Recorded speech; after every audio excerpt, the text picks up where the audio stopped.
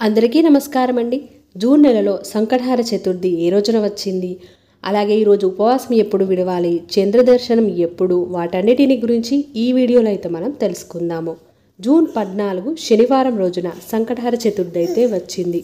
మరి ఈరోజు చవితి తిథి సమయాలను గనక చూసుకున్నట్లయితే 14 జూన్ మధ్యాహ్నం 3:46 మొదలయ్యి 15 జూన్ మధ్యాహ్నం 3:51 వరకైతే ఉంది. ఏ రోజైతే మనకు చవితి తిథి సాయంత్రం ఉంటుందో ఆ రోజే మనం సంకటహార చతుర్థి ఉపవాసం ఉండి పూజనైతే జరుపుకోవాలి. అలాగే చంద్రోదయ సమయం గనక చూసుకుంటే రాత్రి 10:07 ఉంది. చంద్రదర్శనాన్ని చేసుకొని చంద్రుడికి ఆర్ఘ్యాన్ని సమర్పించి ఆ తర్వాత మనం ఉపవాసం అయితే విడవాలి.